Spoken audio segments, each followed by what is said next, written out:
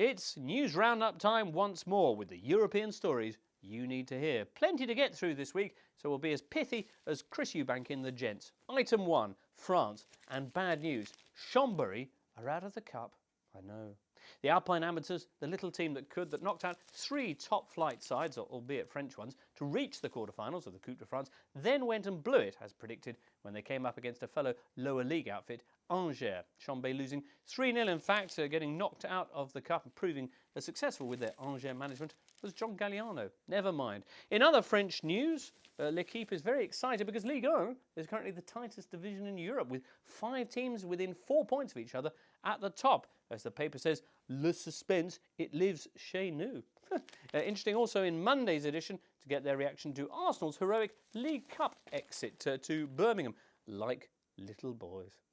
Item 2 then, and here from Germany is Bild. Nothing to do with the Bundesliga this, but quite fun all the same. Fans swimming pool Auf der Tribune. Yes, an amazing picture here of the Sao Paulo Palmeiras clash at the Marumba Stadium in Sao Paulo, which went ahead despite a downpour so torrential it flooded the stands. You can see there the fans in the terraces making a wave, quite literally. Item 3 then, Spain. Jose Mourinho, who's been once again all over the front pages like an incontinent paperboy. This week, Mourinho upsetting the town of Malaga, as another box ticked, sneering that he'd never have to accept a job there like his Real Madrid predecessor did. He, says Jose, would go to a big club instead. Not bad, although in the wake of Galliano and Charlie Sheen, you think he's going to have to up his game some if he's going to keep earning those headlines. He is, though, not wrong about the big club business, because barely a day goes by without the Italian press, for example, talking up a Mourinho return to Serie A. This week already, we've had talk of Inter once again, and this from the Corriere dello Sport. Clamorous news, Mourinho might go to Roma. Roma, of course, who've only just appointed young Vincenzo Montella as their manager, and who are still very much in the anything's possible phase of their Yankee takeover at the moment, the protest march to the stadium blow me face emails phase due shortly.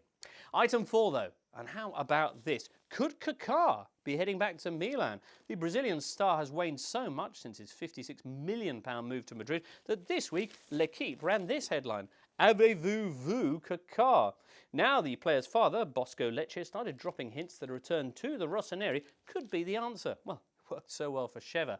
Going back to Milan, says Bosco, perhaps you should ask Galliani about that. Better than asking Galliano. Certainly he'd probably tell Ricky his people should be nailed to a piece of wood somewhere. Galliani, on the other hand, is the kindly, vaguely phantasmagorical-looking fellow in charge at AC Milan, and he responds thus: Ricky Kaká, I cried for him, and I'm still in love with him. Way to keep your cards close to your chest, Adriano. Item 5 then, and who is in love with Alex Pato? The young Brazilian striker was in banging form this week, scoring a cracker and setting up another in the big 1st v 3rd game against Napoli, keeping Milan 5 points clear at the top of Serie A, earning a patospheric reception in the Italian press, and one imagines booking a starting berth in next week's colossal set 2 with Spurs at White Hart Lane. With Pato averaging well over a goal every other game for club and country this season, it does rather beg the question, why doesn't he play more? Supposedly because he doesn't get on with big Zlatan Ibrahimovic, whom he could be seen repeatedly not passing to in Monday's game. Item 5A, though, is the long-haired lovely that he does apparently enjoy making passes at. This lady, Barbara Berlusconi, very much a relation. In fact, Silvio's daughter, just like the old Dr. Hook song, sort of. The 21-year-old Pato denies it, but the Italian gossip magazines are full of pictures of him escorting Berlusconi's daughter to restaurants and on foreign trips and all that sort of thing. She is 5 years his senior, he is only 21. Still, if there's one family where age is no barrier, it's that one. And on that heartwarming note, that's where we'll leave the papers for this week. We'll be back next Friday with more. Join us then.